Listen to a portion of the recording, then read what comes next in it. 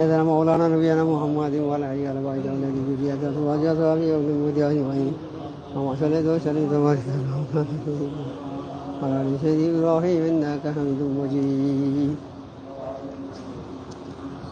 اللهم صل وسلم وبارك على عبدك الرسول الكريم رحمة للعالمين شافي المذنبين سيدنا مولانا نبينا محمد وعلى آله وصحبه.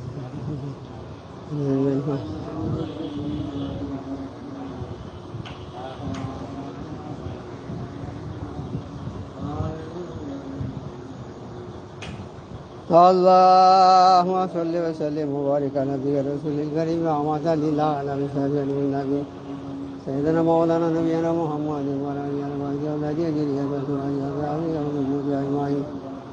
كما صليت وسلمت وباركت على سيدنا إبراهيم وعلى آل سيدنا إبراهيم إنك حميد مجيد.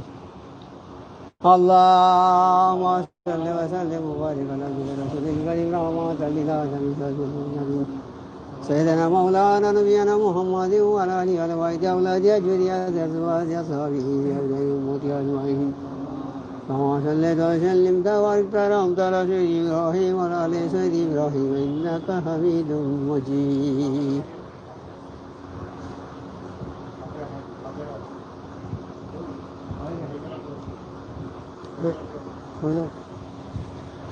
اللهم ربنا آمين. أعوذ بالله من الشيطان الرجيم. بسم الله الرحمن الرحيم. الحمد لله رب العالمين الرحمن الرحيم مالك يوم الدين. إياك نعبد وإياك نستعين. اهدنا الصراط المستقيم صراط الذين أنعمت عليهم غير المغضوب عليهم ولا الضالين آمين. حقانی درود شریف. اللهم صل وسلم وبارك على رسول الكريم رحمة للعالمين شافي المذنبين سيدنا مولانا نبينا محمد وعلى آله وصحبه أولاده ذريته أزواجه أصحابه أولياء أمته أجمعين. كما صليت وسلمت وباركت على سيدنا إبراهيم وعلى آل سيدنا إبراهيم إنك حميد مجيد. لا إله إلا الله محمد رسول الله صلى الله تعالى عليه وسلم. حقانی درود شریف. اللهم صل وسلم وبارك على رسول الكريم رحمة للعالمين شافي المذنبين سيدنا مولانا نبينا محمد وعلى آله وصحبه والذي ذريته أزواجه أصحابه أولياء أمته أجمعين. كما صليت وسلمت وباركت على سيدنا إبراهيم وعلى آل سيدنا إبراهيم إنك حميد مجيد. اللهم صل وسلم وبارك على عبدك الرسول الكريم رحمة للعالمين شافي المذنبين سيدنا مولانا نبينا محمد وعلى آله وعلى بيته أولاده ذريته أزواجه أصحابه أولياء أمته أجمعين. كما صليت وسلمت وباركت على سيدنا إبراهيم وعلى آل سيدنا إبراهيم إنك حميد مجيد. اللهم صل وسلم وبارك على عبدك الرسول الكريم رحمة للعالمين شافي المذنبين سيدنا مولانا نبينا محمد وعلى آله وصحبه أولاده ذريته أزواجه أصحابه أولياء أمته أجمعين. كما صليت وسلمت وباركت على سيدنا إبراهيم وعلى آل سيدنا إبراهيم إنك حميد مجيد. اللهم صل وسلم وبارك على عبدك الرسول الكريم رحمة للعالمين شافي المذنبين سيدنا مولانا نبينا محمد وعلى آله وصحبه أولاده ذريته أزواجه أصحابه أولياء أمته أجمعين. كما صليت وسلمت وباركت على سيدنا إبراهيم وعلى آل سيدنا إبراهيم إنك حميد مجيد. اللهم صل وسلم وبارك على عبدك الرسول الكريم رحمة للعالمين شافي المذنبين سيدنا مولانا نبينا محمد وعلى آله وصحبه أولاده ذريته أزواجه أصحابه أولياء أمته أجمعين. كما صليت وسلمت وباركت على سيدنا إبراهيم وعلى آل سيدنا إبراهيم إنك حميد مجيد. اللهم صل وسلم وبارك على عبدك الرسول الكريم رحمة للعالمين شافي المذنبين سيدنا مولانا نبينا محمد وعلى آله وصحبه أولاده ذريته أزواجه أصحابه أولياء أمته أجمعين. كما صليت وسلمت وباركت على سيدنا إبراهيم وعلى آل سيدنا إبراهيم إنك حميد مجيد.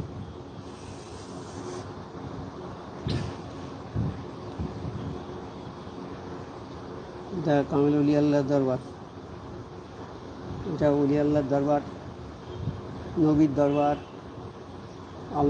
আল্লাহর দরবার। এই দরবারের কোনো ব্যাখ্যা নেই। এই দরবারে যারা শুধু এসে একটু বসবে, কয়েক সেকেন্ড বসবে, মাওলানা রুম রহমতে বলেছেন কামেল ওলি আল্লাহর দরবারে কেউ যদি সামান্য কিছু সময়ের জন্য আদবের সঙ্গে বসে, তাহলে সেই ব্যক্তির আমলে 100 বছরের বেরিয়া ইবাদতের সওয়াব জমা হবে, সে পাবে।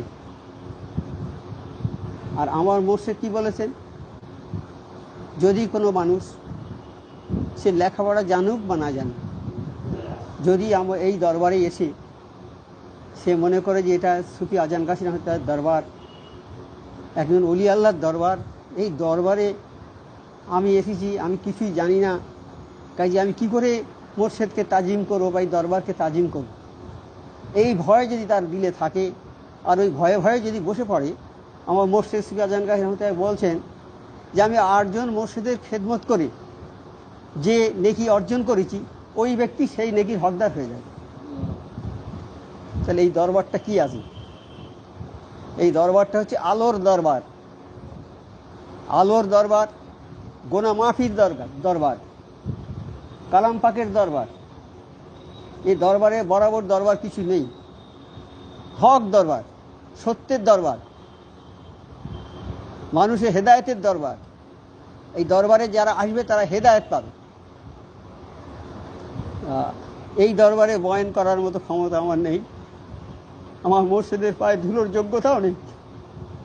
যারা এই দরবারে আসেন, অনেক আলেম, মাওলানা, হাফিজ, কারি, মুফতি, বড় বড় ওলি আল্লাহও আছেন। কারণ আমার মুর্শিদ বলে গেছেন যে এই দরবারটা হলো অলি তৈরির কারখানা। তা এই অলি তৈরির কারখানা তো অলিই হবে। দুনিয়া নিয়মে আমরা দুনিয়ার একটা কারখানায়, ঘটিবাটির কারখানায় ঘটিবাটি, রেলগাড়ির কারখানায় রেলগাড়ি, বাসের কারখানায় বাস, প্লেনের কারখানায় প্লেন, যে কারখানা হবে সেই কারখানায় সেই জিনিসই তৈরি হবে। এটা দুনিয়ার নিয়মে যদি হয়, তাহলে আমার ওলি আল্লাহর দরবার থেকে কি হবে? তাহলে অলি হবে নিশ্চয়ই। তাই আমার মুর্শিদ বলেছেন এটা অলি তৈরির কারখানা, এখান থেকে অলি তৈরি হয়। সেই অলি আল্লাহর দরবারে বয়ান করা খুবই কষ্টকর ব্যাপার।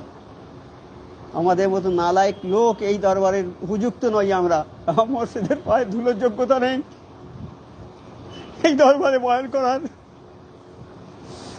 যদি আল্লাহ পাক কিছু বলার তৌফিক দেন, তাহলে দু একটা আপনাদের জানা কথাই শুধু আলোচনা করো মাত্র। আর এই আলোচনার মধ্যে যদি কোনো ভুল বা বেয়াদবি হয়ে যায়, আল্লাহর ওয়াস্তে ক্ষমা করে দেবেন। এই যে মাসটা চলছে, এটা হচ্ছে হজের মাস। এই হজের মাসেই হয় কোরবানি। 10ই জিলহজ কোরবানির দিন। প্রথম জিলহজ মাসে প্রথম থেকেই শুরু হলো, 1, 2, 3 থেকে হাজি ভাইরা হজে যায়। এই 10 তারিখে তারা কোরবানি করে আরাফাতের ময়দানে, এই আরাফাতে বলছি মিনাতে কোরবানি করে। এটা হচ্ছে হজের মাস, খুব সম্মানিত মাস। এ মাসের বরাবর মাস রমজান মাস, সবচেয়ে বড় গুরুত্বপূর্ণ মাস, তারপরেই এই মাস। কারণ এই মাসে আমাদের ইসলাম ধর্মের যে 5টা রোকন আছে, যে 5টা স্তম্ভের উপর ইসলাম প্রতিষ্ঠিত, 1 নম্বর হচ্ছে নামাজ, 2 নম্বর হচ্ছে রোজা, 3 নম্বর হচ্ছে হজ, 4 নম্বর হচ্ছে জাকাত, আর 5 নম্বর হচ্ছে নামাজ, কলেমা। ফার্স্ট হচ্ছে কলেমা, নামাজ, রোজা, হজ, জাকাত। এই 5টা জিনিসের উপরে আমাদের ইসলাম ধর্মটা আছে। এই যেমন ঘরটা আছে কতগুলো খুঁটির উপরে, এইরকম ইসলাম ধর্মটা যে 5টা রোকনের উপরে, 5টা খুঁটির উপরে, স্তম্ভের উপরে। তা সেই স্তম্ভের একটা স্তম্ভ হচ্ছে হজ। তাহলে কত বড় গুরুত্বপূর্ণ। নামাজও একটা স্তম্ভ, কলেমা একটা স্তম্ভ, জাকাত একটা স্তম্ভ। নামাজ যেমন আমাদের কম্পালসারি পড়তেই হবে, না পড়লে গুনাহ হবে, নামাজ পড়তে হবে। আর জাকাত নামাজের মতো ফরজ, এটা কোনো অন্য কিছু নয়। জাকাত, নামাজ যেমন ফরজ আমাদের উপরে করেছে আল্লাহ, না পড়লে গুনাহগার, জাকাত তা ফরজ করে। এই জাকাত দিতে হবে, নামাজ যেখানে সেখানে জাকাত। এই জাকাতটা আমার নিজের ব্যক্তিগত সম্পদ নয়, এটা গরিবের হক। আমি ধনী, আমার টাকা আছে, যাদের টাকা আছে তাদের জন্য জাকাত, যাদের টাকা নেই তাদের জাকাত দিতে হবে না। ধনীরা যে টাকা, সেই টাকার মধ্যে শতকরা 2.5 টাকা করে থাকবে গরিবের অংশ, এটা তাদের হক, তাদের পাওনা। তা আমি যদি তা কারো হক নষ্ট করে দিই, কাল কিয়ামতের ময়দানে এমন লোক সব জমা হবে যাদের নেকির পাহাড় আছে, নেকির পাহাড়, নামাজ, রোজা, হজ, যাকাত, দান, খয়রাত, যাবতীয় কাজ সব করেছে, আল্লাহর কাজ করেছে, সব কিছু করেছে, কিন্তু বান্দার কিছু হক নষ্ট করে,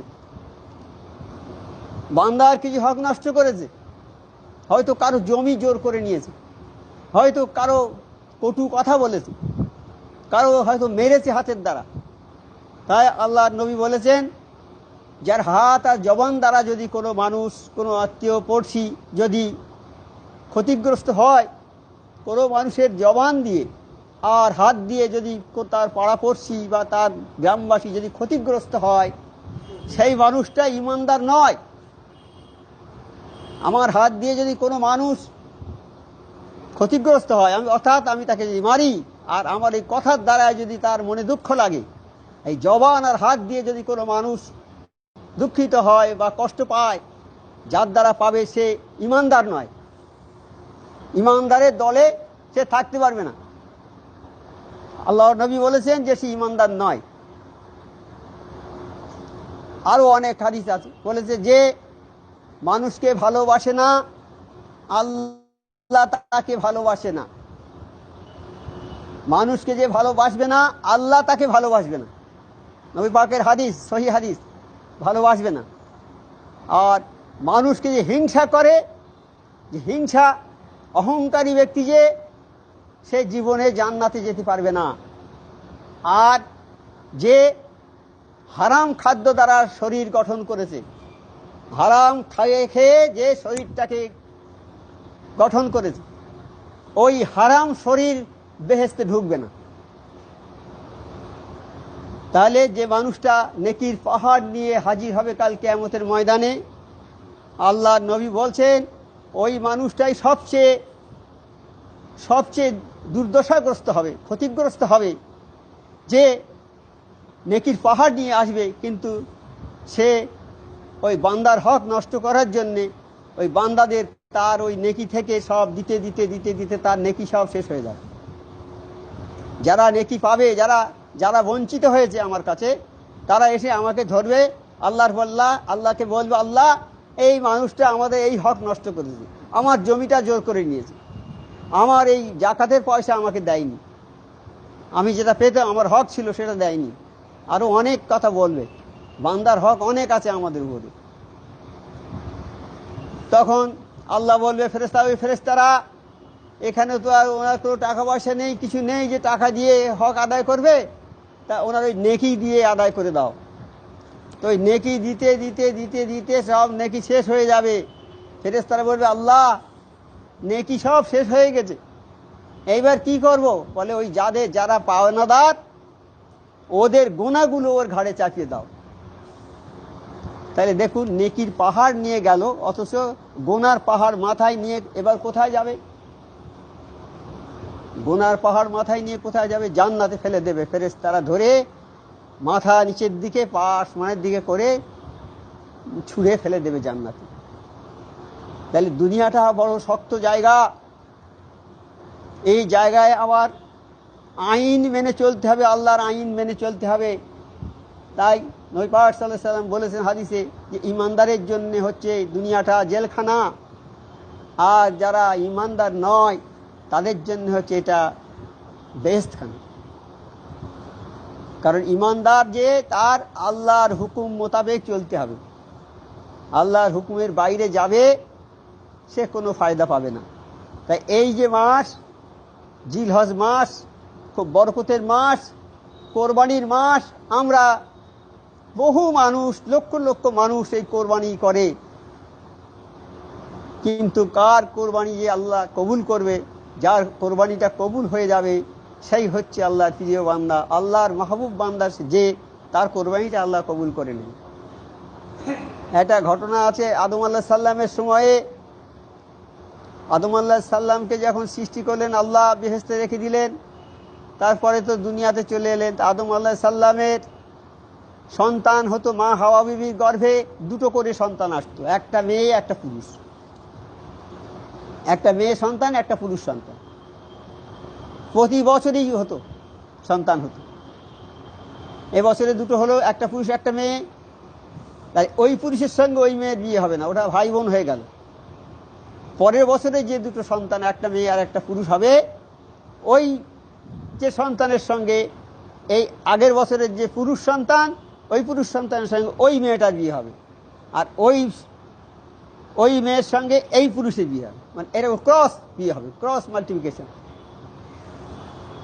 কিন্তু হাবিল আর কাবিল দুই ভাই, হাবিল আগে হয়েছে, তারপর কাবিল হয়েছে না। হাবিলকে ছোটের মধ্যে, হাবিল আর কাবিলের মধ্যে যাই হোক দুই একজনের মধ্যে ছোট, হাবিল আর কাবিল একসঙ্গে হয়েছে, এই হাবিল আর হাবিলের বোন একসঙ্গে হয়েছে। তার পরের বছর কাবিল আর কাবিলের বোন হয়েছে। তাহলে কাবিলের বোন বিয়ে করবে হাবিল, আর হাবিলের বোন বিয়ে করবে এই কাবিল। তা হাবিলের বোনটা হয়েছে খুব খারাপ দেখতে, দেখতে ভালো নয়। কাবিলের বোনটা হয়েছে খুব সুন্দর। কাবিল জেদ ধরেছে এইকে আমি বিয়ে করব, কিন্তু আইনও তো হয় না। আমার আদম আলাইহিস সালামের কাছে সবাই বললো, প্রেস করলো যে আমি এই মেয়েটা বিয়ে করবো, বলে ওটা হবে না বাবা, ওটা আইনে বলে না। তা শোনে না, বল তাহলে এক কাজ করো, তোমরা কোরবানি দাও, যার কোরবানি আল্লাহ কবুল করবে সেই ওই মেয়েকে বিয়ে করবে। এখন হাবিলও কোরবানি দিলে, হাবিল ছাগল ভেড়া পুষতো, একটা ছাগল কোরবানি দিলে। আর কাবিল ও চাষবাস করতো, ও কিছু ধান কিছু শস্য এক জায়গায় জমা করে সেইটা কোরবানির নিয়েতে দিলে, এটি আমি কোরবানি। তখন নিয়ম ছিল যে যার কোরবানি আল্লাহর কাছে গ্রহণযোগ্য হয়ে যাবে, তা সেই আসমান থেকে একটা আগুন এসে সেই কোরবানির জিনিসটাকে পুড়িয়ে দেবে, দিয়ে আবার আগুনটা উঠে চলে যাবে। তাহলে এখন আসমান কোরবানি দুজনেই যখন রাখলো পাশাপাশি, আসমান থেকে আগুন এসে হাবিলের পশুটাকে পুড়িয়ে দিয়ে আগুনটা চলে গেল। তখন হাবিল বলছে, দেখো তুমি তো যে তোমার কোরবানি আল্লাহ গ্রহণ করেনি। মানে কোরবানি গ্রহণ করে কার কোরবানি আল্লাহ গ্রহণ করে? এখানে হাবিল তো দুষ্কৃত লোক, জোর করে করবে, আইন বিরুদ্ধ কাজ করবে, সেটা তাই ঠিক করছে না, তো সে তো ভুল খারাপ করছে, তার কোরবানিটা গ্র্যান্ট হলো না। তাই যারা ওই রকম লোক হবে তাদের কোরবানি তো গ্রাহ্য গ্রহণীয় হবে না আল্লাহর কাছে। আল্লাহর কাছে সৎ ব্যক্তি, আল্লাহ ভীরু লোক, ইমানদার বান্দা, মোমেন বান্দা, যারা আল্লাহতে সমর্পিত হয়ে গেছে জীবন, তাদেরই কোরবানি একমাত্র কবুল হবে আল্লাহর কাছে, সবার কবুল হবে না। আমরা হবে না কথা বলতে পারি না, আল্লাহ করুক, আল্লাহ যদি মনে করে আল্লাহ কবুল করে নেবে, কিন্তু আল্লাহর বিধান হচ্ছে এইগুলো। এখানে কালাম পাকে সূরা হজের 34 নম্বর আয়াত থেকে 37 নম্বর আয়াত দেখুন কালাম পাকে। আউযু বিল্লাহি মিনাশ শাইতানির রাজীম। ওয়ালিকুল্লি উম্মাতিন জাআলনা মানসাকাল লিয়াযকুরু ইসমাল্লাহি আলা মা রাযাকাহুম মিন বাহিমাতিল আনআম ফাইলাহুকুম ইলাহু ওয়াহিদুন ফালাহু আসলিমু ওয়া বাশশিরিল মুখবিতিন আল্লাযীনা ইযা যুকিরাল্লাহু ওয়াজিলাত কুলুবুহুম সাবিরিনা আলা মা আশরাবাহুম ওয়াল মুকিমিস সালাতি ওয়া মিম্মা রাযাকনাহুম ইউনফিকুন ওয়াল বুদুনা জাআলনাহা লাকুম মিন শাআইরিল্লাহি লাকুম ফিহা খায়র ফাযকুরু ইসমাল্লাহি আলাইহা সাওয়াফা ফাইজা ওয়াজুবাত জুনুবাহা ফাকুলু মিনহা ওয়া আতইমুল কানিতা কানিয়া ওয়াল মুতাররা কাযালিকা সাখখারনাহা লাকুম লাআল্লাকুম তাশকুরুন লা ইয়ানালাল্লাহা লুহুমুহা ওয়ালা দিমাউহা ওয়ালাকিন ইয়ানালুহু তাকওয়া মিনকুম কাযালিকা সাখখারাহা লাকুম লিতুকাব্বিরুল্লাহা আলা মা হাদাকুম ওয়া বাশিরিল মুহসিনিন। আল্লাহ পাক খুবই মহান, আল্লাহর চেয়ে বড় কেউ নেই। আল্লাহ এই পৃথিবী সৃষ্টি করেছেন, কারো সাহায্য নেন, নিজেই সবচেয়ে সৃষ্টি করেছে। এই পৃথিবীর গাছপালা যাবতীয় মানুষকে সৃষ্টি করেছে, মানুষকে সর্বশ্রেষ্ঠ করে তিনি সৃষ্টি করেছে। আল্লাহর পরে হচ্ছে এই মানুষের স্থান। তাহলে মানুষের কদর কত, ফেরেশতাদের চেয়ে সম্মান বেশি এই মানুষের। ফেরেশতাদের যে বেশি সম্মান দিয়েছেন আল্লাহ মানুষকে। তাই এখানে আল্লাহ বলছেন, আর আমি প্রত্যেক জাতির জন্য কুরবানি রাখলাম। প্রত্যেক জাতি, সেই পৃথিবীর সৃষ্টি থেকে যত জাতি এসেছে সবার জন্যে আল্লাহ কোরবানি ঠিক করেছে, যেন আল্লাহ প্রদত্ত জন্তুর উপর জবাই করার সময় আল্লাহর নাম উচ্চারণ করে। আল্লাহ প্রদত্ত মানে আল্লাহ যে জিনিস দিয়েছে, এই গরু বাছুর যাবতীয় জিনিস সবই আল্লাহরই তো, না কি? তা এই জন্তু যেগুলো আল্লাহ দিয়েছে এইগুলো জবাই করার সময় যেন আল্লাহর নাম নিয়ে জবাই করা হয়। আল্লাহর নাম নিয়ে জবাই না করলে সেই জবাই ঠিক বৈধ হবে না।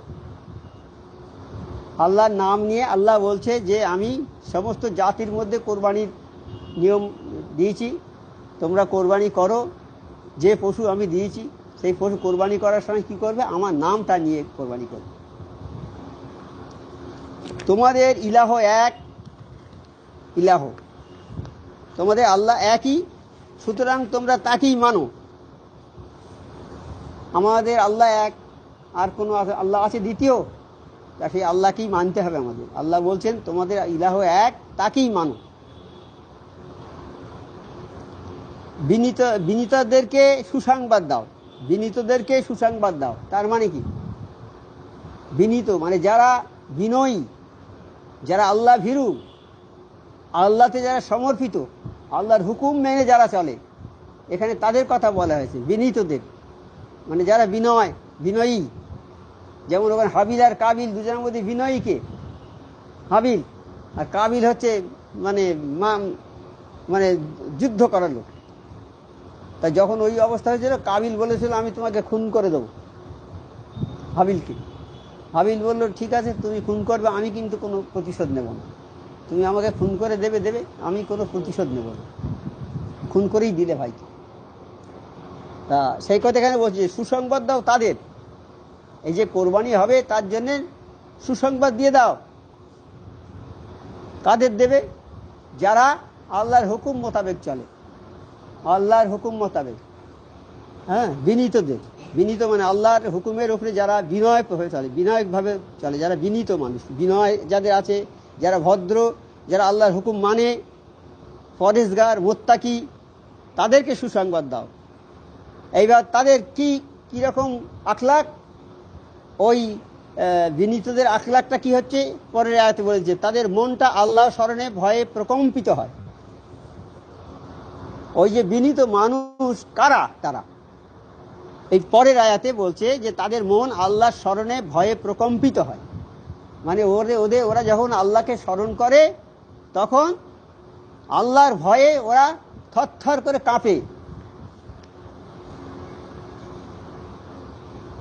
আর বিপদ আপতিত হলে, যখন কোনো বিপদ আসে, ওরা ধৈর্য ধারণ করে। বিপদ এলে তখন ওরা ধৈর্য ধারণ করে। আর কি করে? নামাজ কায়েম করে। আর আমি তাদের যা দিয়েছি তা হতে খরচ করে।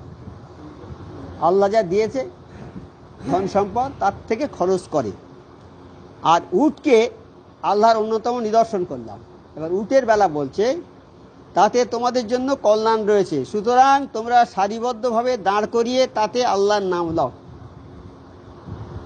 উটকে তো ওইভাবে কোরবানি হয় না গরুর মতো, উটকে সারিবদ্ধভাবে দাঁড় করিয়ে আল্লাহর নাম নাও, মানে আল্লাহর নাম নিয়ে ওদের করতে হবে, উটের নহর করতে হয়।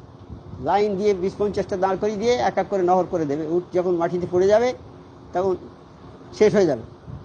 সেই সময় বলছে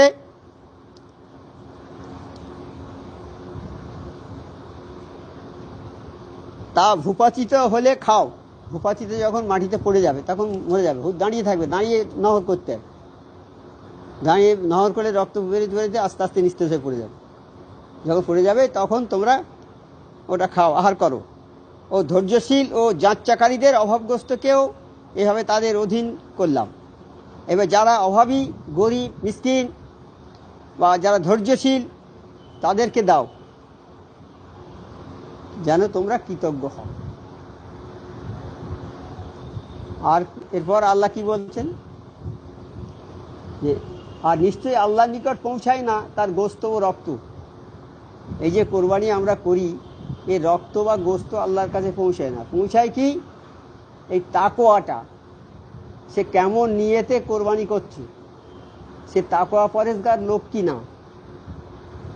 হ্যাঁ, যদি কোরবানি করে তাকওয়া পরেজগার হয় তবেই আল্লাহর কাছে ওইটাই পৌঁছবে, তাকওয়া পরেজগারিটাই পৌঁছবে আল্লাহর কাছে। রক্ত যাবে না, গোস্তও যাবে না।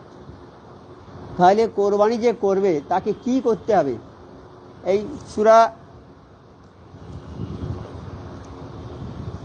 সূরাটা হচ্ছে সূরা আনাম। সূরা আনামের 162 নম্বর আয়াতে আল্লাহ বলছেন, নবীকে বলতে বলছেন, বলুন। আল্লাহ বলছে, হে নবী আপনি বলে দিন, আমার নামাজ, আমার কোরবানি, আমার জীবন, আমার মরণ সারা জাহানের রব আল্লাহর জন্য। তাহলে কোরবানিটা কার জন্য করতে হবে? খালেস আল্লাহর জন্য। নামাজটা যেমন আমরা পড়ি খালেস আল্লাহর জন্যে, আর খালেস আল্লাহর জন্যে নামাজ না পড়লে নামাজ হবে না, নামাজে শুধু উঠবস করা হবে। নামাজ যেমন খালেস আল্লাহর জন্যে, এই কোরবানিটাও তাই, খালেস আল্লাহর জন্যে কোরবানি করতে হবে। খালেস আল্লাহর জন্যে যদি কোরবানি না হয়, সেই কোরবানি আল্লাহ অনুমোদন করবে না। তারপর বলছে, আমার জীবন, আমার মরণ সারা জাহানের রব আল্লাহর জন্য। আমাদের জীবনটাও তো আল্লাহর জন্য। এই জীবনটা আল্লাহর জন্য, মানে আল্লাহর হুকুমের উপরে রাখতে হবে। তো আমরা যারা আল্লাহর হুকুমের মধ্যে আছি, আল্লাহ তাদেরকে ভালোবাসে। যারা আল্লাহর হুকুম থেকে বাইরে বেরিয়ে গেছে তাদেরকে আল্লাহ ভালোবাসে, কিন্তু তাদের কোনো কাজ আল্লাহ গ্রহণ করবে না। তাদের জন্য চেষ্টা করে যাতে তারা ফিরে আসে। বিভিন্ন রকম বালা বিপদ মুসিবত দেয় তাদের, যে তারা যাতে আল্লাহর দিকে ফিরে আসে। আল্লাহ নবীকে পাঠিয়েছেন, নবী পাক সাল্লাল্লাহু আলাইহি ওয়াসাল্লামকে পাঠিয়েছেন, সেই সঙ্গে কালাম পাক দিয়ে পাঠিয়েছেন। কেন? এই সব মানুষকে আল্লাহমুখী করার জন্যে। নবী পাক সাল্লাল্লাহু আলাইহি ওয়াসাল্লামকে যেখানে পাঠিয়েছিলেন সেই জায়গাটা ছিল অন্ধকার যুগ। ঈসা আলাইহিস সালামের পর থেকে, ঈসা আলাইহিস সালামকে তো আল্লাহ তুলে নিয়ে আসমানে, তারপর থেকে নবী পাক সাল্লাল্লাহু আলাইহি ওয়াসাল্লাম পর্যন্ত এই যে সময়টা, এই সময়টা ছিল অন্ধকার যুগ। কোনো নবী, কোনো পয়গম্বর, কোনো কেউ আসেনি। এই সময় লোক কি করত? মানুষকে খুন করত, মানুষের উপর অত্যাচার করত, জোর যার মুল্লুক তার, এইভাবে চলত। নেশা করত, মদ খেত, জুয়া খেলতো, ডাকাতি করত। কোনো লোক যদি যেত গ্রামের মধ্যে, জোর করে মেরে ধরে তার টাকা পয়সা কেড়ে নিত। নারীদের অসম্মান করত, নারীদের ব্যবসায় পরিণত করত। আর কৃতদাস প্রথা ছিল ওই সময়। মানুষ কিনে তাকে এনে তাকে খাটাবে, কেনা, বাজারে কেনা গোলাম, বাজার থেকে কিনে আনবে। কৃতদাস, তাদের অকথ্যভাবে নির্যাতন করত। এই ছিল সেই সময়কার। আল্লাহ পাক ওই সময়ে ওই অন্ধকারের মধ্যে আমার নবী পাক সাল্লাল্লাহু আলাইহি ওয়াসাল্লামকে পাঠালেন প্রদীপ করে, আলো করে। আলো, একটা আলো যদি অন্ধকার রাত্রে জ্বালা যায় সঙ্গে সঙ্গে অন্ধকার দূরীভূত হয়ে যায়, এলাকাটা আলো হয়ে যায়। তা ওই অন্ধকার যুগের মধ্যে আমার নবী পাককে ওই রকম একটা আলো করে পাঠিয়েছেন আল্লাহ। আর নবী পাক সাল্লাল্লাহু আলাইহি সাল্লাম সেই মানুষকে আল্লাহর এই কথা, কালাম পাকের কথা মানুষকে শুনিয়েছে।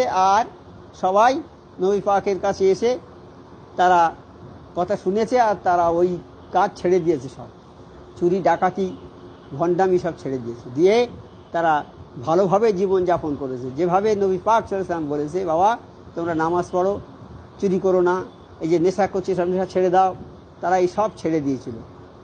কিন্তু কিছু লোক ছাড়েনি, তারা আমার নবীর শত্রু হয়ে গেল, শত্রু হয়ে আমার নবী পাককে মেরে ফেলার চেষ্টা করেছিল, বিভিন্নভাবে তারা মেরে ফেলার চেষ্টা করে।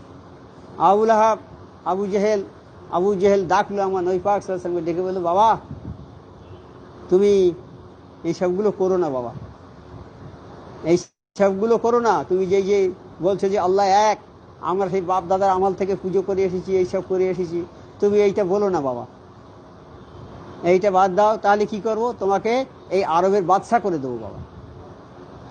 নবী পাক সাল্লাল্লাহু আলাইহি ওয়াসাল্লাম বললেন, চাচা আরবের বাদশা কেন, যদি আকাশের সূর্য আমার হাতে এনে দাও এক হাতে, আর চন্দ্র আর এক হাতে এনে দাও, আমি ও কথা ছাড়বো না, আমি ওই আল্লাহ এক, এ কথা আমি বলবো।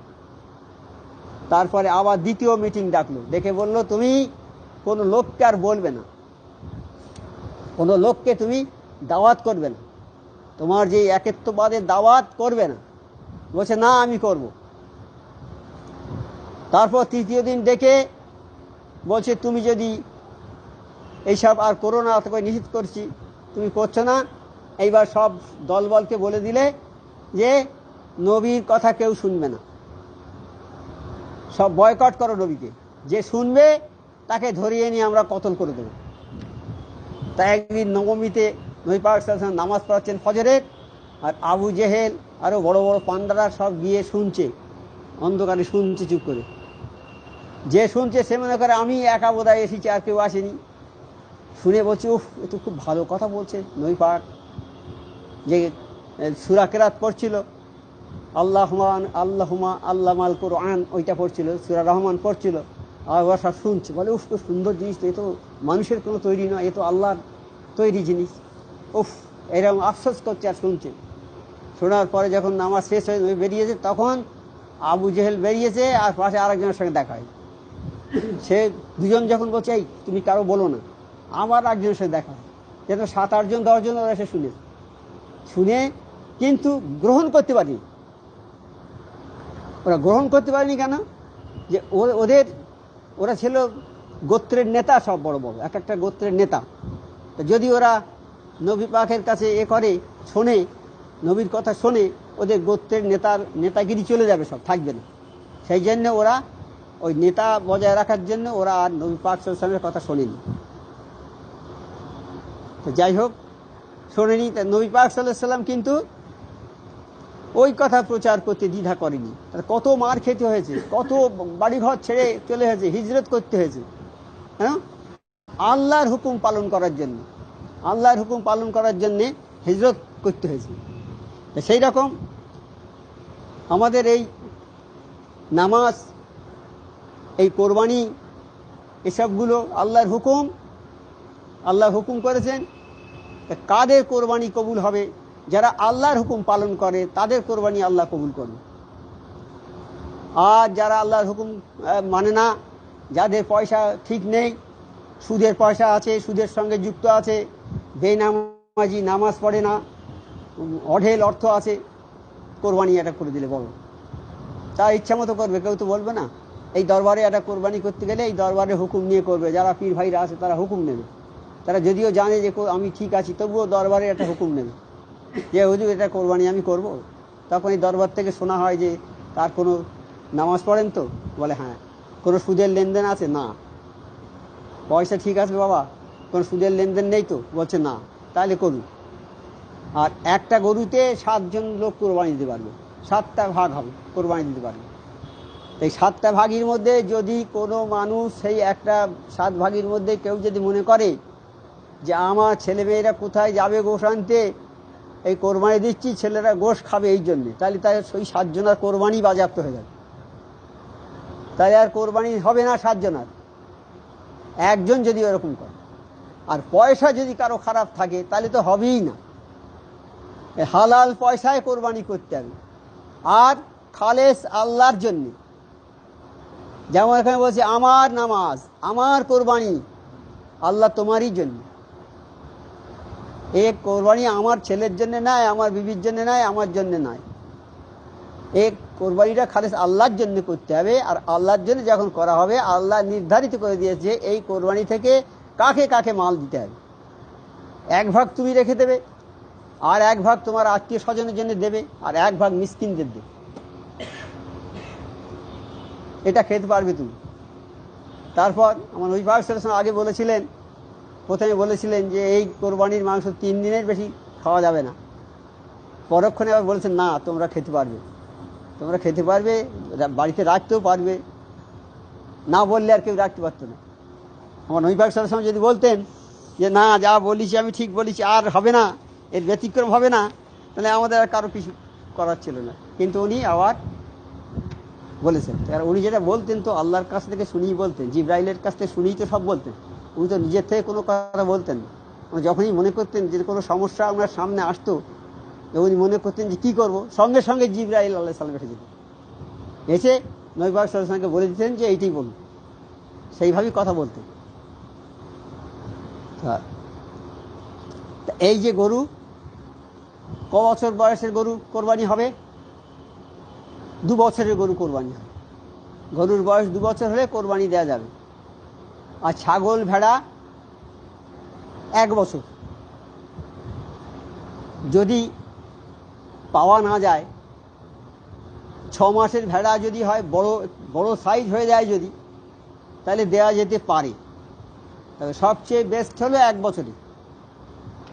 কিন্তু ওই অভাবের কারণে যদি সেরকম না পাওয়া যায়, 6 মাসের ভেড়া একটু হৃষ্টপুষ্ট হয়েছে, সেটা 6 মাসে দেওয়া যেতে পারে। আর গরুর ক্ষেত্রে রুগ্ন গরু, খুব রুগ্ন, স্বাস্থ্য ভালো নয়, অন্ধ, শিং ভাঙা, লেজ কাটা, কান কাটা, এইসব গরু কোরবানি দেওয়া যাবে না। তবে কান কাটার যদি বেশিরভাগ কান কাটা থাকে, কানের বেশিরভাগ কাটা থাকে, তাহলে হবে না। শিং যদি 3 ভাগের 1 ভাগ ভেঙে যায়, তাহলে হবে কোরবানি। তবে সবচেয়ে উত্তম ভালো ফ্রেশ গরু এনে কোরবানি করা, ফ্রেশ গরু কোরবানি করা সবচেয়ে ভালো। আর এই কোরবানির গরু জবাই করার বেলা বলেছেন যে ছুরিটা খুব ভালো করে ধার দিয়ে নিতে হবে, যেন গরুর কোনো কষ্ট না হয়। গরুকে আসান দিতে হবে, তার মোচা ছুরি নিয়ে ঘষলে গরুর কষ্ট হবে। খুব ধারালো জিনিস দিয়ে কোরবানি করবে, এবং উত্তম জিনিস দিয়ে কোরবানি করবে। আর যার কোরবানি সেই করাই হচ্ছে বেস্ট, না পারলে অন্য লোকে করবে। আর কোরবানির যে মাংস হবে, লোক দিয়ে যদি কাজ করানো যায়, ওই মাংস কারো দেয়া যাবে না কাজের পরিবর্তে, যে ওরা কাজ করেছে বলে ওদের দেব না। সব লোককে যেমন দেব আমি, গ্রামবাসী পাড়াপড়শি যাদের যেমন দেবো সেই রকম ভাগ একটা পাবে, কিন্তু ওই পরিশ্রম করেছে বলে আলাদা করে তাদের দেয়া যাবে না। তাদের টাকা দিতে হবে, আগে থেকে চুক্তি করে দিতে হবে যে গরুটা ছাড়িয়ে দেবে বা রেডি করে দেবে, কত টাকা নেবে। তারা যদি বলে 500 নেবো, 1000 নেবো, 1500 নেবো, সেই টাকা দিয়ে করতে হবে, করাই হয় সবচেয়ে বেস্ট। মানে আমি যেটা করব, কোরবানি যেটা করব, সেটা যদি আল্লাহর কাছে গ্রহণীয় না হয়, তা আমার কোরবানি করে কোনো লাভ হবে না। আমি হজে যাব, তাহলে হজের যা নিয়ম কানুন আছে সেগুলো তাকে আমাকে মানতে হবে। তো হজের প্রথম নিয়ম কি? ফটো করতে হবে, ফটো করতে হবে। তারপরে ফর্ম নিয়ে ফর্ম সই করতে হবে, লিখতে হবে, তাতে ফটো মারতে হবে, মেরে ওই ফটো জমা করতে হবে হজ অফিসে। হ্যাঁ, তারা বলে দেবে এই এই কাগজ লাগবে তোমার, এই এই কাগজ লাগবে, এই পাসপোর্ট হলো, সেই সঙ্গে তোমার সার্টিফিকেট লাগবে, ওই বিভিন্ন রকমের সার্টিফিকেট লাগবে। হ্যাঁ, ওই রোগের কী কী রোগ আছে না আছে সেই সব ফর্ম আছে বিভিন্ন। মানে হজে যেতে গেলে যেসব নিয়মকানুন লাগবে আর কি, সেই নিয়মগুলো সব তোমার যদি তো ঠিক থাকে তাহলে তুমি হজে যেতে পারবে। ওই এয়ারপোর্টে যাবে, ওরা পরীক্ষা করে দেখে কাগজপত্র মিলিয়ে দেখে যে হ্যাঁ না সমস্ত নিয়মগুলো ফুলফিল করেছে, তাহলে তোমাকে অ্যালাউ করবে হজে যাওয়ার জন্য, না তো ওইখান থেকে ফিরিয়ে দেবে। হ্যাঁ, ওইখান থেকে ফিরিয়ে দেবে, আর হজে যেতে পারবে না। কেন? হজের একটা নিয়ম আছে, এই কোরবানির একটা নিয়ম আছে, এই কোরবানির একটা নিয়ম আল্লাহ করে দিয়েছে। সেই নিয়ম মাফিক যদি আমি কোরবানি না করি, আমার কোরবানি আল্লাহর দরবারে কবুল হবে না। বুঝলেন? সেই জন্য আমাকে কোরবানি করতে হবে আল্লাহর হুকুম মোতাবেক। হ্যাঁ, হুকুম ছাড়া আমি যদি কোরবানি করি আমার কোরবানি হবে না। কোরবানি হবে ওই গোশত খাওয়া হবে, সামনে কোরবানির কোনো বরকত হবে। আর কোরবানির ফজিলতটা কি? একটা গরু যখন কোরবানি করে ফেললাম আমি, ওই রক্ত মাটিতে পড়ার আগেই তার কোরবানি আল্লাহর দরবারে কবুল হয়ে যায়। আর বিভিন্ন কেতাবে বিভিন্ন রকমের আছে। একটা কেতাবে বলছে যে ওই গরুর গায়ে যতটা লোম, এক একটা লোমের পরিবর্তে 10টা করে নেকি হবে। এক একটা লোমের পরিবর্তে 10টা করে নেকি হবে, আর 10টা গোনা মাফ হবে, আর 10টা দরজা তার বুলন্দ হবে, 10টা দরজা তার বাড়বে। তাহলে কি জিনিস? আরো বলেছে কি, ওই কোরবানির এক এক টুকরো মাংস, এক একটা লোম, এক একটা লোমের পরিবর্তে কাল কিয়ামতে এক একটা বিল্ডিং হবে তার জন্য। একটা লোমের পরিবর্তে একটা বিল্ডিং হবে। তাহলে কত লোম আছে ওই কত বিল্ডিং হবে তার জন্য। বালাখানা বিল্ডিং বলে, বালাখানা বলেছে হবে। আর ততগুলো হুর, তার জন্য ততগুলো হুর তার খেদমতের জন্য লাগাবে। পৃথিবীর সম্পদ বিক্রি করলে সমান হবে না তার আল্লাহর বেহেশতে যে খাটে গিয়ে শোবে এরা বেহেশতবাসীরা, হবে না। তাহলে এক জায়গায় একজন মুফাসসির বলেছে, যদি বেহেশতের যদি এই একটা খাটের মূল্য যদি এই হয়, তাহলে কত বড় শান শওকত আলা বেহেশত। তাই সেই বেহেশতটা কোথায়? আমাদের মায়ের পায়ের তলায় সেই বেহেশত। তাই মায়ের ওই পায়ের মূল্যটা কত? মায়ের ওই পায়ের মূল্যটা কত? তাহলে সেই মাকে আমরা তো দেখি, সেই মাকে আমরা অশ্রদ্ধা করি। আমি এয়ার কন্ডিশন ঘরে থাকি, আমার মা চালা ঘরে থাকে। আমি ভালো ভালো খাই, আমার মা খায় ডাল ভাত খায়। আবার কেউ কেউ মাকে নিয়ে আবার বৃদ্ধাশ্রমে দিয়ে আসে। যারা বৃদ্ধাশ্রমে দিয়ে আসে মাকে, তারা কি বেহেশত পাবে? পাবে কি তারা? কোনদিন কল্পনা করতে পারবে? মা বাপের পায়ের তলায় বেহেশত। সেই মা বাপকে যদি এইরকম তাদের সঙ্গে ব্যবহার করে, তাহলে তারা কোথায় যাবে? এই জন্যে আমাদের সমস্ত দিক আমাদের দেখতে হবে। কোনো একটা সাইকেলের একটা ভেল্টু যদি নষ্ট হয়ে যায়, একটা সাইকেল চলবে না।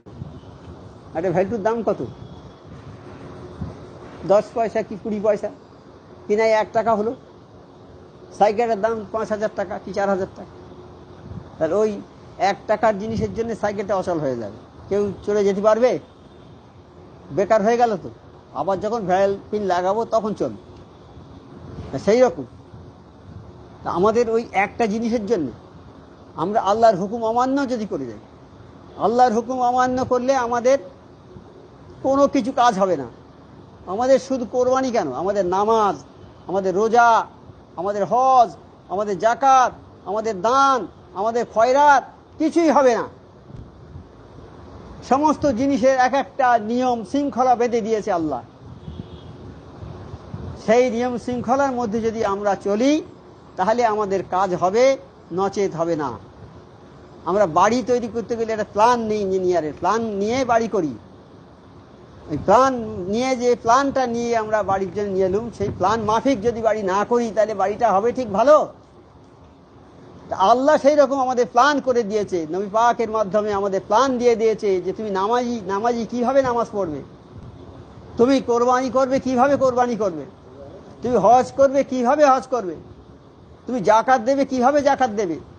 তুই দান করবে, কিভাবে দান করবে, কোথায় দান করবে, কাকে দান করবে, এসব পরিষ্কার ভাবে সব মানে পুঙ্খানু ভাবে কালাম পাকের মাধ্যম দিয়ে আল্লাহ আমাদের সব জানিয়ে দিয়েছেন। কালাম পাক নবী পাকের উপরে নাজিল হয়েছে, নবী পাক সাল্লাল্লাহু আলাইহি ওয়াসাল্লামের উপরে, আর তিনি সমস্ত বিশ্ববাসীকে এই কথা বলেছেন।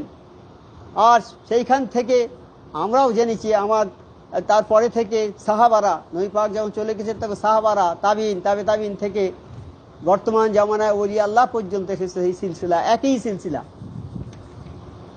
সিলসিলা এসেছে, নবী পাক থেকে কামেল ওলি আল্লাহ পর্যন্ত।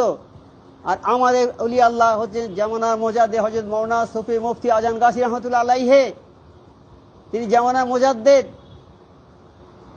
আল্লাহ বলেছেন যে আমার বান্দাদের মধ্যে এমন একটা দল থাকবে যারা মানুষকে সাহাবাদের মতো ভালো কাজ, ভালো কথা বলবে আর খারাপ কাজ থেকে তাদের সরিয়ে আনবে। আল্লাহ নিজে বলেছেন কালাম পাকে যে আমার বান্দাদের মধ্যে এমন লোক থাকবে যারা মানুষকে ভালো কাজের আদেশ করবে আর মন্দ কাজে নিষেধ করবে। আর কি করবে? তারা মানুষকে এইসব কথা বলে কোনো পয়সা নেবে না, টাকা নেবে না। তাদের কাজটা হবে খালেস আল্লাহর জন্যে, তারা টাকা নেবে না। আমার মুর্শিদ সুফি আজম রহমতুল্লাহ এই দরবার কায়েম করেছেন, ওনার কাজটা কি? খালেস আল্লাহর জন্যে না নিজের জন্যে? টাকা নিয়েছেন তিনি? কোনো কারোর কাছ থেকে টাকা নেবেন? তিনি তো টাকা ইস্তফা দিয়েছেন, জমিদারি ছেড়ে দিয়ে এসছেন। হ্যাঁ, জমিদারি ছেড়ে দেন। টাকার লোভ যদি থাকতো ওনার, তাহলে জমিদারি ছাড়তেন না।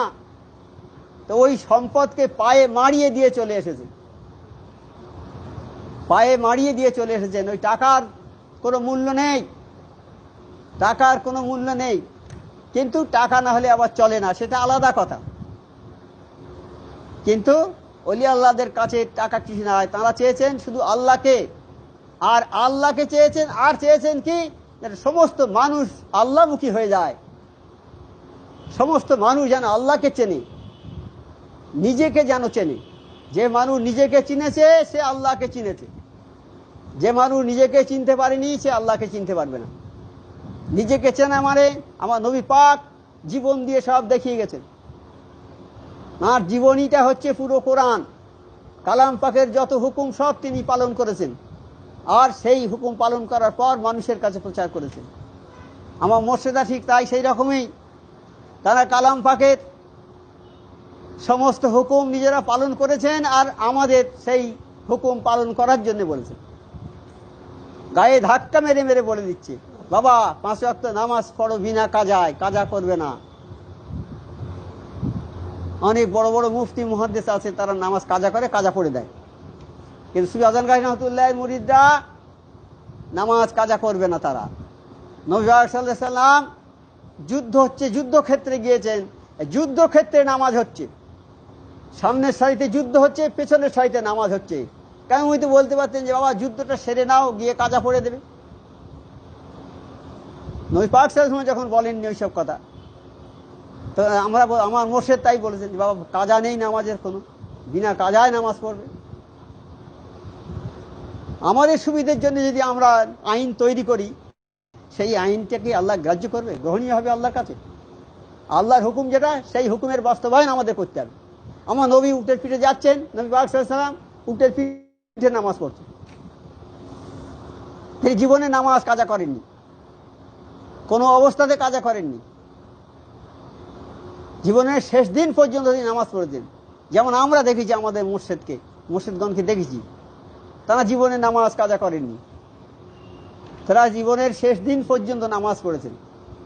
আমার সাবর শিবুর হুজুর রহমতুল্লাহ জোহরের নামাজ পড়েছেন, জোহরের ওজিফা স্কুল করেছে, সব সেরে গিয়ে তারপরে তিনি ইন্তেকাল করেন।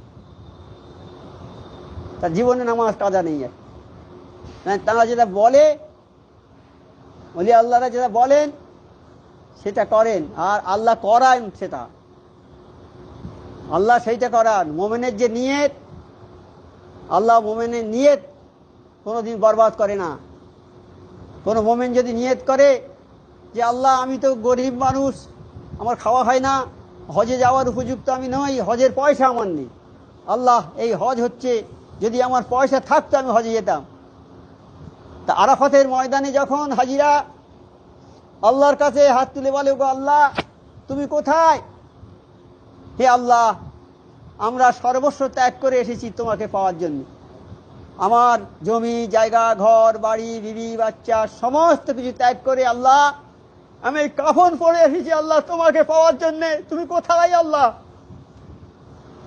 আল্লাহ তখন বলে, হয় ফেরেশতারা যারা আমাকে পাওয়ার জন্য এইরকম করে আহাজারি গিরিজারি করে কাঁদছে, হে ফেরেশতারা তোমরা সাক্ষী থেকো, আমি ওদের নাম অলির দপ্তরে, এই হাজির দপ্তরে লিখে দিলাম। তাদের নাম হাজির দপ্তরে লিখে নিলেন। আরো লেখো, দেখো যারা বলেছে যে আল্লাহ আমাদের পয়সা নেই, যদি পয়সা থাকতো আমরা হজে যেতাম, কিন্তু তারা নিয়ত করেছিল হজে যাওয়ার জন্যে, ওই যারা যারা নিয়ত করেছিল ওদের নামগুলো হাজির দপ্তরে লিখে নাও। তাই মোমেনের নিয়ত আল্লাহ নষ্ট করে না।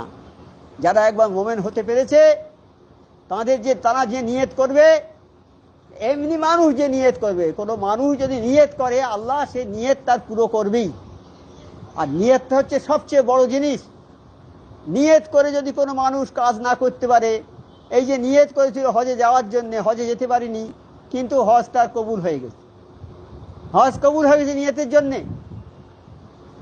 আমরা যা প্রতিদিন যা করি, গোনা করি, নেকি করি, ফেরেশতারা সব লিখে নিয়ে আল্লাহর কাছে জমা দেয়।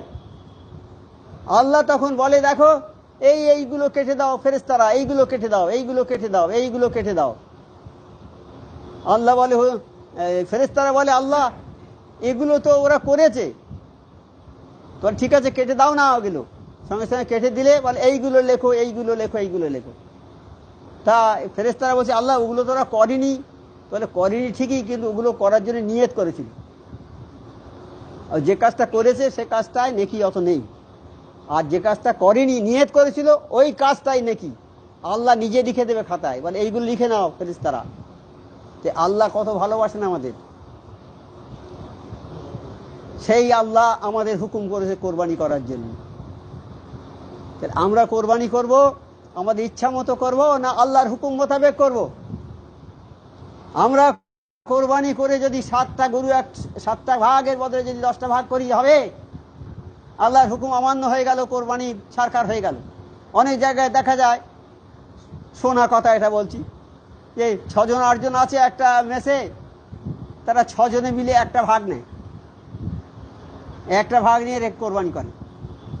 7 জনে কোরবানি করবে, 7টা ভাগ তো একটা গরুতে, তারা 6 জনে মিলে একজনের টাকা দিয়ে দেয়, বলে আমাদের একটা ভাগ থাকবে। তা এটা হবে কি তার কোরবানি? হবে না। সেই রকম আল্লাহ নির্ধারিত হিসেবের মধ্যে থাকতে হবে, তবে কোরবানি হবে। এই কোরবানিটা খুব সূক্ষ্ম জিনিস, শুধু কোরবানি নয়, সমস্ত জিনিস আমি যদি চিন্তা করি খুবই সূক্ষ্ম জিনিস। হ্যাঁ, খুবই সূক্ষ্ম জিনিস, এত সূক্ষ্ম জিনিস যে বলার মতো না। এই কোরবানির পশু আমাদের পোলসেরাতে পার করবে, আমাদের সওয়ার হবে, ওদের পিঠে চড়ে আমরা পার হব। এই পোলসেরাতে 8টা ঘাঁটি আছে, 8টা ঘাঁটি পোলসেরাত পার হবে, চেকপোস্ট 8টা। সেখানে প্রথম চেকপোস্টে জিজ্ঞেস করবে ঈমান সম্পর্কে, ঈমান সম্পর্কে জিজ্ঞেস করবে। ঈমান যার আছে সেই তো সর্বশ্রেষ্ঠ ব্যক্তি। ঈমান, ঈমান মানে বিশ্বাস। যার বিশ্বাস আছে, আল্লাহর উপরে বিশ্বাস আছে, কালাম পাকের উপর বিশ্বাস আছে, নবীদের উপরে বিশ্বাস আছে, ফেরেশতাদের উপর বিশ্বাস আছে, সমস্ত কিছুর উপরে বিশ্বাস আছে, আল্লাহর প্রদত্ত জিনিসের উপরে বিশ্বাস আছে, নামাজের উপরে বিশ্বাস আছে, রোজার উপরে বিশ্বাস আছে, যে সমস্ত জিনিস আল্লাহ আমাদের দিয়েছে করার জন্য সমস্ত জিনিসের উপরে বিশ্বাস আছে, সেই হচ্ছে ঈমানদার, যার বিশ্বাস আছে। আল্লাহ বলেছে, হে ঈমানদারগণ, তোমরা জমিনের উপরে আস্তে আস্তে হাঁটবে, জমিনের উপরে দম্ভ করে হাঁটবে না। তা ঈমানদাররা যখন জমিনের উপরে হাঁটে তখন থরথর করে তারা কাঁপে, আর আমরা যাদের ঈমান নেই তারা আমরা লাফালাফি করি, দম্ভ করি মাটির উপরে। মাটির উপরে লাফিয়ে লাফিয়ে চলি, দম্ভ করি। আমরা কি মাটিটা ধ্বংস করে দিতে পারবো? বেশি বাড়াবাড়ি করলে আমার পা ভেঙে যাবে। সেই জন্যে প্রথমে ইমানের কথা জিজ্ঞেস করবে, ইমানের পরীক্ষা হবে। ওই ইমান পরীক্ষায় যদি সে পাশ করে যায় তাহলে ওই ঘাঁটি থেকে চলে গেল, মুক্তি পেয়ে গেল, দ্বিতীয় ঘাঁটি যাবে। আর যে ইমানের পরীক্ষা দিতে পারবে না ওইখান থেকে জাহান্নামে পড়ে যাবে। ওর নিচে জাহান্নাম, উপরে পলসেরা। তাহলে 1 নম্বর ইমান। ইমান আমার আছে কিনা? ইমানটা কি আমাদের কবরে জিজ্ঞেস করবে না তোমার ইমান কি, তোমার দিন কি, তোমার নবীকে এইসব কয়েকটা প্রশ্ন করবে তো। তাই ইমান হচ্ছে কালাম পাক, অর্থাৎ কালাম পাকের হুকুম আমি সব মেনেছি কিনা এইটা দেখবে। যদি সেটা ঠিক না হয় তখন সেই ব্যক্তি ওখান থেকে পড়ে যাবে দোজখে। আর বাকি লোক যাদের একসঙ্গে যাচ্ছে তো লোক সব এক একটা করে পরীক্ষা হবে, সে পাস করতে পারলে ছেড়ে দেবে। এইবার দ্বিতীয় যখন চেক পোস্টে যাবে তখন জিজ্ঞেস করবে অজু আর নামাজ সম্পর্কে জিজ্ঞেস করা হবে। তুমি অজু করেছো কিভাবে, নামাজ কিভাবে পড়েছো এ সম্বন্ধে জিজ্ঞেস করা হবে। নামাজ কাজা করেছো কিনা, সমস্ত হিসেব তো তাদের কাছে আছে, আমল নামা তো সব আছে কাছে, হিসাব তো সব আছে। আমি যদি বলি হ্যাঁ আমি সব পড়েছি, কিন্তু তখন খাতা যখন বের করবে, যেমন দোকানদারের কাছে আমাদের বাকি থাকে, দোকানদার বলছে তো আপনার 5,000 টাকা বাকি। তাই আমি বলি কী করে হয়, দেখাও খাতা, দেখিয়ে দিলে এই তো বাবা 5,000 টাকা বাকি, আমার সই আছে সেখানে। তা কি বলতে পারলাম না। তা আমল নামা তো সব থাকবে। আমল নামা অস্বীকার করবে অনেকে, বলবে আল্লাহ এ আপনার ফেরেশতারা সব জোর করে মিথ্যে করে লিখেছে, আল্লাহ সব, এ আমার কোনো এইসব দোষ আমি করিনি। তখন আল্লাহ মুখটাকে সিল করে দেবে। তুমি তো করনি, আছে ঠিক আছে, মুখকে সিল করে দেবে। হাত কথা বলবে, পা কথা বলবে, হাত পা সব কথা বলবে, প্রমাণ হয়ে যাবে যে হ্যাঁ আমি এইটা করেছি, অন্যায় করেছি, নামাজ ঠিক মতো পড়িনি, অজু আমি ঠিক মতো করিনি। যারা নামাজ এবং অজু ঠিক যাদের থাকবে তারা পার হয়ে চলে যাবে, দ্বিতীয় ঘাঁটি পার হবে। আর যাদের নামাজ অজু ঠিক থাকবে না তারা ওই ঘাঁটিতেই পড়ে যাবে জাহান্নামে। এইবার তৃতীয় ঘাঁটিতে জিজ্ঞেস করবে জাকাত সম্পর্কে। তুমি জাকাত দিয়েছিলে, তোমাকে তো আমি ধনাঢ্য ব্যক্তি করে দিয়েছি, বহু টাকার মালিক করে দিয়েছি আমি, আল্লাহ তোমাকে করে দিয়েছি, তুমি টাকার জাকাত দিয়েছো? যদি উত্তর দিতে পারে হ্যাঁ তাহলে পার হয়ে যাবে, আর যদি না উত্তর দিতে পারে তাহলে ওইখান থেকে পড়ে যাবে দুজন। 3 নম্বর হলো। 4 নম্বর হচ্ছে রোজা সম্পর্কে। এই রোজার সময় কত লোক রোজা করে না, কত জোয়ান জোয়ান লোক রোজা করে না। কোন লোককে জিজ্ঞেস করা হলো যে ভাই রোজা করো না কেন, তা বলে ঘরে ভাত আছে শুকিয়ে থাকবো। এরকম শুনেছেন কোনো কথা কোনো জায়গায়? আমি শুনেছি। আমি একজনকে বলছি ভাই রোজা করো না কেন, বলে ঘরে ভাত আছে রোজা করবো, শুকনো শুকনো হবে ইচ্ছে করে। রোজার হকিকত বোঝে না তারা, রোজাটা কি তারা বোঝে না। আজকে রোজা যদি বুঝতো তাহলে ওই কথা বলতো না। হ্যাঁ, ওই রোজা যদি বুঝতো ওই কথা বলতো না, এত অহংকারের কথা বলতো না যে ঘরে ভাত আছে শুকিয়ে থাকবো। তা আল্লাহ ইচ্ছে করলে 1 মিনিটে তুমি রাজা, 1 মিনিটে তোমাকে ফকির করে দিতে পারে, 1 মিনিটে ফকির করে দিতে পারে। আমাদের সামনে, চোখের সামনে কত নজির আছে। আজকে আমাদের সঙ্গে যারা পড়াশোনা করেছে তারা বিরাট ধনী লোকের ছেলে, এখন তাদের খাওয়া হয় না। আবার তাদের বাড়ি যারা রাখাল ছিল তারা এখন বিরাট ধনী হয়ে গেছে। আল্লাহ পাকের এটা খেলা। কাকে ধনী করে আল্লাহ কালাম পাখি বলেছে, আমি যাকে দিই অঢেল দিই, আর যাকে আমি কম করি তাকে কম করিয়ে দিই। আল্লাহ যাকে ইচ্ছা করে তাকে দেয়, আল্লাহ যাকে বাদশা মনে করবে তাকে দেবে, আল্লাহ যাকে ফকির করার ইচ্ছা করবে তাকে ফকির করবে। আল্লাহর ইচ্ছার উপরে সবকিছু নির্ভর করে। হ্যাঁ, আমাদের ওই কোন নবী আংটি ছিল, কোন নবী গো? সুলাইমান বাদশার। সুলাইমান বাদশার আংটি ছিল। আংটিটা খুব এক এক নবীর এক একটা মজেদা আছে। মুসা আলাইহিস সালামের ছিল লাঠি, লাঠিটা হাতে থাকবে, ফেলে দিলে সাপ হয়ে যাবে। আর ডান হাতের বগলের মধ্যে যখন, ডান হাতটা বগলের মধ্যে যখন দেবে, খানিক পরে বের করবে, সাদা লাইট টর্চের মতো আলো আলো দেবে হাত। এত ছিল এইসব মজেজা অলিদের, এই এই নবীদের নবীদের সব মজেদা আল্লাহ দিয়েছে। সুলেমান বাদশার মজেদা ছিল আংটি। সুলেমান বাদশাহ সারা পৃথিবীর বাদশাহ, কিন্তু এই সব পিঁপড়ে পাখি এইসব জীবজন্তুর কথা বুঝতো, বাতাসের উপরে ভর করে চলতো। হ্যাঁ, সমস্ত মখলুক তার কথা শুনতো, বাতাসকে যা বলতো তাই শুনতো। সেটা আল্লাহর মেহেরবানি অশেষ, আল্লাহ তাকে এইটা দান করেছিল। আল্লাহ যাকে ভালোবাসে তাকে কত না দান করে, কত কি না করে। তাই সুলেমান বাদশাহ বিয়ে করছে না, সবাই বলছে, রাজ দরবারের যারা সবাই বলছে বাদশাহ বিয়ে করো। তো বলছে তা আপনারা মেয়ে দেখুন, তবে আমার শর্ত হলো যে মেয়ে পর্দানসীন হবে সেই মেয়েকে আমি বিয়ে করবো, 1 নম্বর। 2 নম্বর দেখতে ভালো হবে। 3 নম্বর পরেশগার হবে। আর 4 নম্বর ভালো বংশের মেয়ে হবে। এই 4টে যদি গুণ থাকে তাহলে আমি সেই মেয়েকে বিয়ে করব। সবাই দেখেছে, দেখে দেখে দেখে দেখে দেখে দেখে কেউ আর সেই 4টে গুণ পায়নি। একটা জায়গায় পেয়েছে এক জেলের মেয়ে, তার এই 4টে গুণ আছে। জেলের মেয়ের বয়স 20 বছর হয়েছে।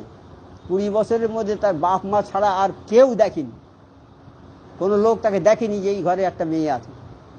তার কাপড় চোপড় পর্যন্ত বাইরে কোনোদিন কোনো মানুষ দেখেনি।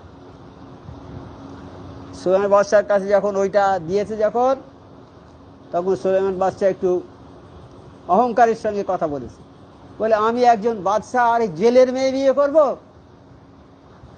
আল্লাহ অসন্তুষ্ট হয়ে গেছে।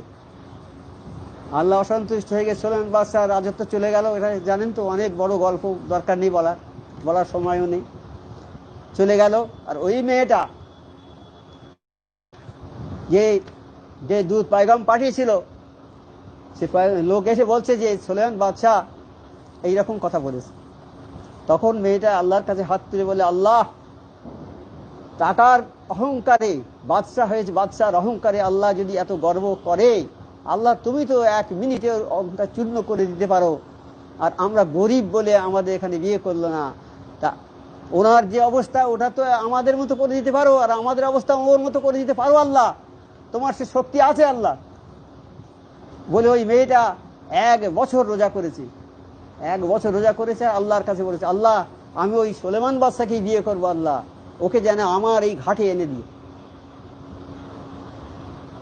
সেই দোয়া আল্লাহর কাছে চেয়েছে, আল্লাহ কবুল করেছে। সুলেমান বাদশা বিপদ হল, রাজত্ব ছেড়ে চলে গেল। তা ওই জেলের বাড়িতে 2 বছর ছিল। সুলেমান বাদশার অনেক ইতিহাস আছে। যখন ওই আংটিটা রেখে বাথরুমে গেল, একজন জিন ছিল ওনার ওই দরবারে। সেই জিনটা আংটিটা সেই সুলেমান বাদশার রূপ ধরে গিয়ে যার কাছে আংটি রেখে তাকে বলছে, আংটিটা আমার দাও, দিয়ে দিলে। আর বলে গেল, তুমি এদিকে চেয়ে থাকবে, নকল সুলেমান বাদশা বেরোবে। যে নকল সুলেমান বাদশা আসে, মেরে শেষ করে দেবে। খানিক পরে সুলেমান বাদশা বেরিয়েছে, বাথরুম দিয়ে বেরিয়ে বলে, আংটি দাও। আংটি তো নিয়ে গেছে।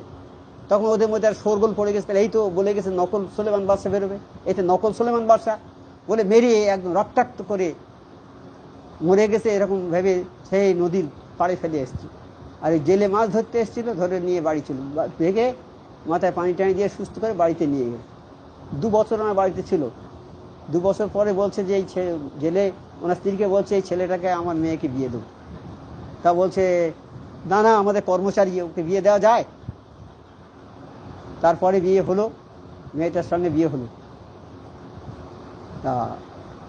আর ওই আংটিটা তারপরে ওই যার কাছে আংটি ছিল, সেই আংটিটা কীভাবে পড়ে গেছে নদীতে। আল্লাহ বলে, সাহেব তুমি এই আংটিটা গিলে না, গিলে নিয়েছে। আর ওই মাছ ওই জেলে জাল টানতে গেছে, ওই জালে মাছ পড়েছে। বাড়ি এনেছে, মেয়েটা মাছটা কাটছিল, কাট থেকে ওই আংটিটা ঠুক করে পড়েছে। তো ওই আংটিটা রেখে দিয়েছে, যে ঘর জামাই করেছে আব্বা, আমার তো কিছু দেয়নি, তা এই আংটিটা আমি উপহার দেবো। তো আংটিটা তখন উপহার দিই। আর সুলেমান বাদশা দেখবে, তো আমার আংটি। সেই আবার সেই আংটির বদৌলতে আবার রাজত্ব পেলো, সব কিছু পেলো। আর সেই জেলের মেয়েকে বিয়ে করতে হলো। বিয়ে তো হয়ে গেছে। এইরকম। তাহলে 4 নম্বর ঘাঁটিতে রোজা সম্বন্ধে জিজ্ঞাসাবাদ করবে। এবার 5 নম্বর ঘাঁটিতে বলবে হজ আর উমরা সম্পর্কে। যাদের সামর্থ্য আছে তারা হজ যদি না করে, যাদের হজের পয়সা আছে, হজ করার সামর্থ্য আছে, হজ যে না করলো সে মরলো, ইহুদি নাসারা হয়ে মরে গেল। কত মানুষের তো টাকা আছে, আজকে যাব হজে, কাল যাব যেতে পারবে। হ্যাঁ, হজ করলো না, তাহলে হজ আর ওমরার ব্যাপারে শুনবে ওই ঘাটিতে, 5 নম্বর ঘাটিতে। 6 নম্বর ঘাটিতে শুনবে আমানত। আমানতদার ছিলেন আমার নবী পাক সাল্লাল্লাহু আলাইহি ওয়াসাল্লাম। নবীর কাছে নবীর শত্রুরাও টাকা পয়সা জমা করে রেখেছে।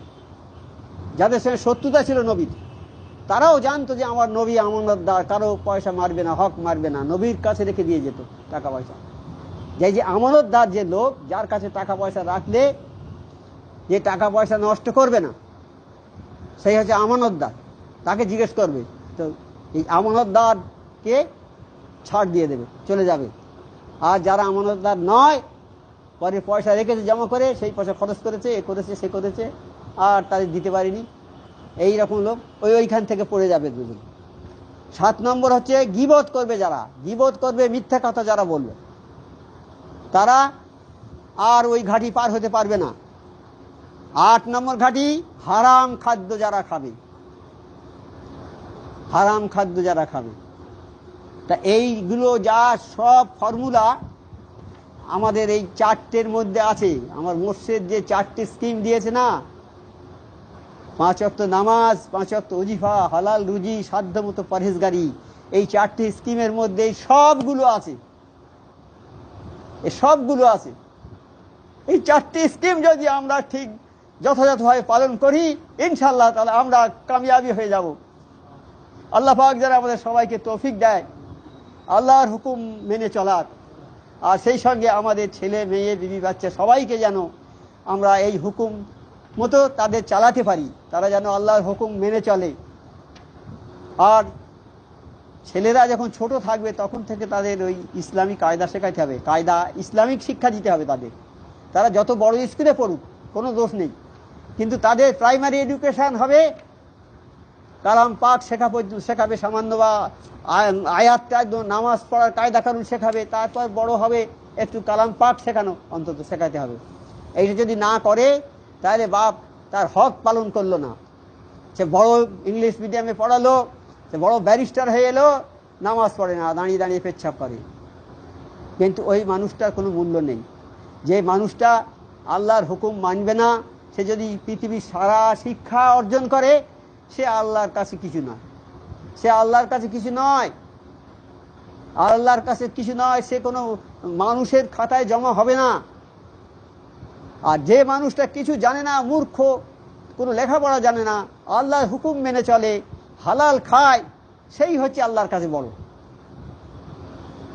আর আমি ওই ছেলেটাকে জজ করে নিয়ে আসলাম, কত কোটি কোটি টাকা খরচ করে বিলাত থেকে ব্যারিস্টারি পাস করে নিয়ে আসলো, কিন্তু ওই ছেলের সঙ্গে আমিও জাহান্নামী হয়ে যাব। কেন? যে আমি ওকে এই ইসলামিক শিক্ষাটা আমি দিইনি। এই ইসলামী শিক্ষাটা যদি আমি দিতাম, তাহলে ও আর ওইরকম দাঁড়িয়ে পেচ্ছাপ করতো না, ওই ব্যারিস্টার হতো, নামাজি ব্যারিস্টার হতো। যেমন আমাদের মধ্যে অনেক আছে না, নামাজি ডাক্তার, নামাজি উকিল, নামাজি ব্যারিস্টার। হ্যাঁ, তাদের আখলাক কিরকম হবে? তাদের আখলাক হবে আল্লাহর আখলাকের মতো হবে। তারা বিনয়ী হবে, নম্র হবে, ভদ্র হবে, মানুষকে ভালোবাসবে, তারাই হবে ভালো। আর যে একবার পৃথিবীর শ্রেষ্ঠ জ্ঞান অর্জন করে এলো, কিন্তু তার মধ্যে ইসলামিক কোনো জ্ঞান নেই, সে আল্লাহর খাতায় জমা হবে না, সে বেকার হয়ে গেল। এই জন্য আমাদের ছেলে মেয়েদের ওই ইসলামিক শিক্ষা দিতে হবে। ইসলামিক শিক্ষা না দিলে সেই ছেলেরা ঠিক লাইনে আসবে না। শিক্ষা যত দিতে পারেন দেন, কিন্তু ইসলামিক শিক্ষা দিতে হবে, তখন হবে সে উপযুক্ত শিক্ষিত মানুষ। একজন ভদ্রলোক, খুব গরিব লোক, চাষি মানুষ, তার ছেলে ব্যারিস্টার হয়েছে, ছেলের সঙ্গে দেখা করতে যাচ্ছে, স্ত্রীকে বলেছে একটা পিঠে তৈরি করে দাও, আমার ছেলে বড্ড ভালোবাসে পিঠে খেতে। তা একটা হাঁড়ি করে দিয়েছে, হাঁড়ি মাথায় করে নিয়ে একটা লুঙ্গি পরে এই হাঁটু পর্যন্ত, একটা জামাই পর্যন্ত পরে, আর মাথায় কিছু নেই, আর সেই রকম মুঠের মতো হয়ে আর মাথায় করে যাচ্ছে। যে কোর্টে বসে জাজ, সেই কোর্টে তা আবদাইলে বসে, কোথায় যাবে তুমি? তো বলে আমার ছেলে এখানে জজ, আমি সেখানে যাও। বা কি নাম? বলে এই নাম। তখন জাজের কাছে খবর গেছে, কোর্ট পুরো দমে চলছে তখন। যাদের কাছে খবর গেছে জানেন, হ্যাঁ হ্যাঁ আমার বাবা তো, নিয়ে এসো, ডেকে নিয়ে এসো। বলে এক আধ ঘন্টার জন্য কোর্টটা স্টাফ থাকবে এখন, আমার বাবা এসছে যখন, বাবার সঙ্গে আর কি দেখা করে নি। বলে দেখা করে আরদালি একজন দিলে যে আমার কোয়ার্টারে নিয়ে যাবে আর আমার স্ত্রীকে বলবে যে আমার নতুন লুঙ্গি তোলা আছে, ওইটা বের করে আমার আব্বাকে পরতে দেবে, আর কাপড় চোপড়গুলো ভিজিয়ে রাখবে, আমি গিয়ে কোর্ট থেকে নিজে হাতে পরিষ্কার করব, তুমি জানো পরিষ্কার করো না। কি ছেলে তৈরি করেছে সে? এইরকম ছেলে আমাদের তৈরি করতে হবে। এটা আল্লাহর হুকুম মোতাবেক এইসব ছেলে তৈরি করতে হবে, তবে তারা বাপ মাকে শ্রদ্ধা করবে, বাপ মাকে সম্মান করবে। আর ওই রকম ছেলে কত যাচ্ছে কোর্টে গেলে বলে ওসব ওদের বের করে দাও, ওরা আমাদের বাড়ির চাকর সার্ভেন্ট, ওদের বের করে দাও, এরকম অনেক লোক বলে। তা তারা কি মানুষ নাকি? তা আমাদের জন্যই তারা অমানুষ হয়ে গেছে। আমরা আমাদের ছেলেদের কিভাবে মানুষ করব, ভালোভাবে মানুষ করব না অমানুষ করবো, সে আমাদেরই হাতে। আমাদের গাফিলতির জন্য আমার ছেলে আজকে তার বাপকে সম্মান করবে না, সে নামাজ পড়বে না, রোজা করবে না, মানে খাবে, ঘুষ খাবে, অপকর্ম করবে, মানুষের সেবা করবে না। ওই যে জাজটা নামাজি পরেজগার, সে কোনোদিন হাত পেতে একটা টাকা নিতে পারবে ঘুষ? যে ডাক্তারটা এইরকম পরেজগার নামাজি, সে কি ওই 2 নম্বরই কাজ কিছু করতে পারবে?